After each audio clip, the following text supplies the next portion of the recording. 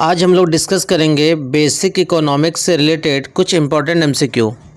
Question number first, Keynes के ब्याज सिद्धांत को किस नाम से जाना जाता है? हैंसन हिक्स ब्याज सिद्धांत, ब्याज का नव प्रतिष्ठित सिद्धांत, तरलता पसंदगी सिद्धांत या सीमांत उत्पादकता सिद्धांत। तो किन्स का ब्याज सिद्धांत जो है वो तरलता पसंदगी सिद्धांत के नाम से जाना जाता है, option number third. Question number second, कुल ब्याज में कौन सा तत्व सम्मिलित किया जा सकता है? शुद्ध ब्याज, जोखिम का भुगतान, दोनों या कोई नहीं। तो ये दोनों शामिल किया जा सकता है, शुद्ध ब्याज और जोखिम का भुगतान, इसीलिए इसका ऑप्शन होगा ऑप्शन नंबर ग। क्वेश्चन नंबर थर्ड, कार्य संपादन उद्देश्य से की गई मुद्रा की मांग मुख्य रूप से किस पर निर्भर करती है? प्रत्याशा के वर्तमान स्तर पर, वर्तमान ब्याज की दर पर, आय के वर्तमान स्तर पर या लाभ के वर्तमान स्तर पर। इसका आंसर होगा ऑप्शन नंबर ग, आय के वर्तमान स्तर पर। क्वेश्चन नंबर फोर, मुद्रास्फीति की दशा उस समय विद्यमान होती है जब मौद्रिक आय में उत्पादन की तुलना में तेजी से वृद्धि हो, कीमतों में नियमित वृद्धि हो, उपयुक्त दोनों या कोई नहीं। उपयुक्त दोनों होगा ऑप्शन नंबर ग। क्वेश्चन नंबर फाइव, जब मुद्रा की मांग की अपेक्षा मुद्रा की पूर्ति अधिक हो जाती है तो मुद्रा का मूल्य गिर जाता है, सही है ये लाइन। मुद्रास्फीति उत्पन्न हो जाती है, ये भी सही है। वस्तुओं एवं सेवाओं के मूल्य बढ़ जाते हैं, ये भी सही है। तीनों ऑप्शन सही होगा, इसलिए होगा ऑप्शन नंबर घ, ये सभी। क्वेश्चन नंबर सिक्स, मंदस्फीति से आशय है आर्थिक विकास में स्थिरता के साथ स्फीति, आर्थिक विकास के साथ मुद्रास्फीति, आर्थिक विकास में स्थिरता या कोई नहीं। फर्स्ट ऑप्शन हो जाएगा आर्थिक विकास में स्थिरता के साथ स्फीति। क्वेश्चन नंबर सेवन, लागत प्रेरित स्फीति का कारण है एक अधिकारी फर्मों द्वारा लाभ के हिस्से में वृद्धि, मजदूरी के दर में वृद्धि, दोनों या कोई नहीं। दोनों हो जाएगा ऑप्शन नंबर ग। क्वेश्चन नंबर एट, पूर्ति अपनी मांग का निर्माण करती है, यह कथन किसका है? चारों ऑप्शन देख लीजिए, इसमें जो आंसर होगा ऑप्शन नंबर फर्स्ट हो जाएगा। क्वेश्चन नंबर नाइन, मुद्रा स्तर के परिणाम द्वारा निर्धारित होता है, यह मत किसका है? फिशर का है, option number third. Question number 10, निम्नलिखित में से कौन सा कथन गलत है? चारों ऑप्शन रीड करिए, इन चारों में से जो होगा ऑप्शन नंबर फोर्थ हो जाएगा, देश में अति उत्पादन संभव होता है। क्वेश्चन नंबर 11, निम्नलिखित में से कौन सी समष्टिगत अर्थशास्त्र की मुख्य विशेषता है? व्यक्ति का अध्ययन, समूह का अध्ययन, आंशिक संतुलन या कोई नहीं। तो यहाँ पे बात करता है समष्टिगत अर्थशास्त्र की, इसीलिए होगा समूह का अध्ययन। क्वेश्चन नंबर 12, व्यष्टिगत अर्थशास्त्र को कहा जाता है? व्यष्टिगत अर्थशास्त्र बोल रहा है तो इसको बोलते हैं हम लोग कीमत सिद्धांत, option number first. Question number 13, व्यष्टिगत अर्थशास्त्र का सिद्धांत संबंधित है आर्थिक विकास से, आय एवं रोजगार से, साधनों के आवंटन की कुशलता से या उपयुक्त में से कोई नहीं। साधनों के आवंटन की कुशलता से है, option number third. Question number 14, एक उद्योग का विश्लेषण होता है व्यष्टिगत अर्थशास्त्र से, समष्टिगत अर्थशास्त्र से, दोनों से या किसी से नहीं। तो उद्योग का होता है व्यष्टिगत अर्थशास्त्र से, option number first. Question number 15, सामाजिक लेखा विधि का प्रतिपादन किसके द्वारा किया गया था? फिशर, मार्शल, पिगो या रिचर्ड स्टोन। रिचर्ड स्टोन होगा option number fourth. Question number 16, राष्ट्रीय आय की गणना की रीतियाँ हैं। चारों ऑप्शन देखिए, इसमें जो हो जाएगा ऑप्शन नंबर फोर्थ होगा उत्पादन आय व्यय रीति। क्वेश्चन नंबर 17, दोहरी गणना की समस्या से बचने के लिए हम शामिल करते हैं वस्तुओं का प्रारंभिक मूल्य, वस्तुओं का मध्यवर्ती मूल्य, वस्तुओं का अंतिम मूल्य या कोई नहीं। तो वस्तुओं का अंतिम मूल्य शामिल करते हैं। क्वेश्चन नंबर 18, आधुनिक अर्थव्यवस्था में साधन सेवाओं का पुरस्कार दिया जाता है वस्तुओं के रूप में, सेवाओं के रूप में, मुद्रा के रूप में या इनमें से कोई नहीं। मुद्रा के रूप में होता है, option number third.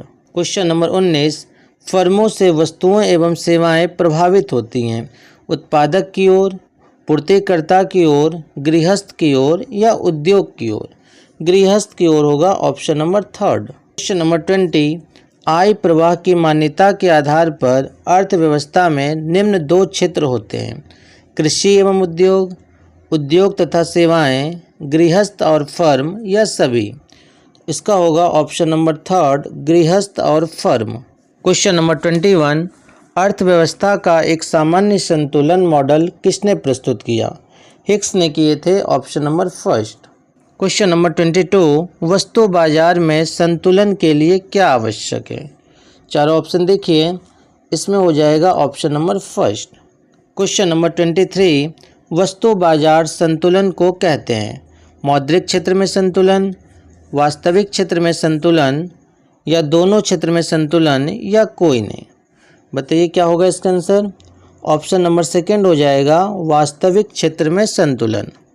Question number 24, विनियोजन लेखा कहा जाता है उपभोग लेखा को, उत्पादन लेखा को, पूंजी लेखा को या कोई नहीं? तो उपभोग लेखा को कहा जाता है, option number first. Question number 25, राष्ट्रीय आय लेखा को प्रस्तुत किया जाता है सामाजिक लेखांकन सारणी द्वारा, सांख्यिकी सारणी द्वारा, सरकारी लेखों द्वारा या कोई नहीं? तो सामाजिक लेखांकन सारणी द्वारा होता है, option number first. Question number 26, Keynes के अनुसार विनियोग से क्या अभिप्राय है? वास्तविक विनियोग से, वित्तीय विनियोग से, दोनों या कोई नहीं? वास्तविक विनियोग से होता है, option number first. Question number 27, विनियोग संबंधी निर्णय निर्भर करता है पूंजी की सीमांत क्षमता पर, ब्याज की दर पर, दोनों पर या कोई नहीं? तो दोनों पर निर्भर करता है, option number third. Question number 28, विनियोग की मात्रा में वृद्धि होने के साथ साथ MEC बढ़ती रहती है, घटती जाती है, स्थिर रहती है या कोई नहीं? तो घटती जाती है, option number second. Question number 29, निम्नलिखित में से वास्तविक विनियोग है शेयर बाजार से शेयर खरीदना, बैंक में जमा खाता खोलना, पुरानी फैक्ट्री खरीदना या भवन का निर्माण? भवन का निर्माण होगा, option number fourth. Question number 30, त्वरक की मान्यता है आंतरिक क्षमता का विद्यमान न होना, लोचदार पूंजी की पूर्ति, विशुद्ध विनियोग में वृद्धि या सभी? ये सभी होगा, option number fourth. Question number 31, त्वरक के सिद्धांत का सर्वप्रथम प्रयोग किसने किया? JM क्लार्क किए थे, ऑप्शन नंबर फर्स्ट हो जाएगा। क्वेश्चन नंबर 32, यदि उपभोग में 10 करोड़ की वृद्धि के परिणाम स्वरूप प्रेरित विनियोग 15 करोड़ बढ़ता है तो त्वरक कितना होगा? 1.5 हो जाएगा, option number third. Question number 33, त्वरक का प्रभाव निर्भर करता है पूंजीगत वस्तुओं के टिकाऊपन पर, पूंजी उत्पाद अनुपात पर, दोनों पर या कोई नहीं? दोनों पर करता है, option number third.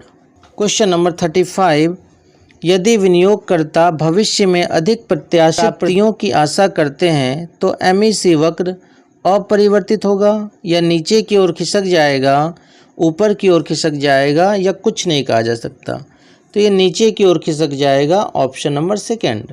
Question number 36, पूंजी की सीमांत कारण है उत्पत्ति ह्रास नियम की क्रियाशीलता, पूंजीगत वस्तुओं का कीमत में वृद्धि, अंतिम वस्तुओं की पूर्ति का प्रभाव या सभी? ऑप्शन नंबर सेकेंड होगा, पूंजीगत वस्तुओं की कीमत में वृद्धि। क्वेश्चन नंबर 37, समष्टिगत अर्थशास्त्र अध्ययन करता है अर्थव्यवस्था में रोजगार के स्तर का, यही हो जाएगा इसका, option number first. Question number 38, सामान्य कीमत स्तर का अध्ययन किया जाता है व्यष्टिगत अर्थशास्त्र में, समष्टिगत अर्थशास्त्र में, किसी में नहीं या दोनों में? इसका होगा समष्टिगत अर्थशास्त्र में, option number second. Question number 39, उचित रूप से समष्टिगत अर्थशास्त्र देन है JK मेहता का ये डिफिनीशन है, क्विने का या किसी और का? तो इसका होगा option number second. Question number 40, समष्टि अर्थशास्त्र का संबंध है वस्तुओं और सेवाओं के उत्पादन के स्तर से, सामान्य कीमत स्तर से, आय वृद्धि से या सभी से? सभी से होगा, option number fourth. Question number 41, निम्नलिखित में से कौन सी समष्टिगत अर्थशास्त्र की मान्यता है पूर्ण रोजगार, अन्य बातें समान रहे, अल्पकाल या निश्चित सामान्य कीमत स्तर। ऑप्शन नंबर थर्ड हो जाएगा। क्वेश्चन नंबर 42, मुद्रास्फीति हानिप्रद है किसके लिए? व्यापारी वर्ग, सरकार के लिए, बैंकिंग विकास के लिए या श्रमिक वर्ग के लिए? श्रमिक वर्ग के लिए नुकसानदायक है। Option number fourth. Question number 43, मुद्रा प्रसार लाभदायक है। ये जो फर्स्ट ऑप्शन है ये व्यापारी यहाँ पे लिखा हुआ है, व्यापारी और उत्पादकों के लिए, यह इसका आंसर भी है option number first. Question number 44, एक वर्ष में उत्पादित वस्तुओं और सेवाओं के कुल मौद्रिक मूल्य को क्या कहते हैं? सकल घरेलू उत्पाद कहते हैं। Option number first. Question number 45, घरेलू मूल्य व राष्ट्रीय मूल्य में जो अंतर होता है वह किसके बराबर होता है? चारों ऑप्शन देखिए, इन चारों में से जो आंसर होगा वो ऑप्शन नंबर फोर्थ हो जाएगा। क्वेश्चन नंबर 46, जीएनपी ज्ञात करने के लिए जीडीपी में क्या जोड़ना होगा? शुद्ध अप्रत्यक्ष कर, निर्यात आधिक्य, हराश्य या कोई नहीं? निर्यात आधिक्य होगा option number second. Question number 47, NDP ज्ञात करने के लिए जीडीपी में जोड़ना होगा? हराश्य, शुद्ध अप्रत्यक्ष कर, निर्यात आधिक्य या कोई नहीं? हराश्य होगा option number first. Question number 48, जो मद राष्ट्रीय आय में सम्मिलित नहीं होती वह क्या कहलाती है? अवतरित लाभ, निगम कर, पुरानी वस्तुओं के विक्रय से प्राप्त आय, लगान एवं ब्याज। तो इसका आंसर होगा option number third. Question number 49, वृद्धावस्था पेंशन राष्ट्रीय आय में सम्मिलित नहीं होगी क्योंकि यह अनुत्पादक क्रिया है, मध्यवर्ती सेवा है, हस्तांतरण या इसका कोई मूल्य नहीं है? ऑप्शन नंबर थर्ड हो जाएगा हस्तांतरण। क्वेश्चन नंबर 50, बाजार मूल्य और साधन लागत पर राष्ट्रीय उत्पाद बराबर होते हैं। आर्थिक अनुदान शून्य होने पर, अप्रत्यक्ष कर शून्य हो, आर्थिक अनुदान और अप्रत्यक्ष कर बराबर हो या लाभ शून्य हो? तो आर्थिक अनुदान और अप्रत्यक्ष कर बराबर हो। Option number third. आज की क्लास हम लोग यहीं समाप्त करते हैं। धन्यवाद।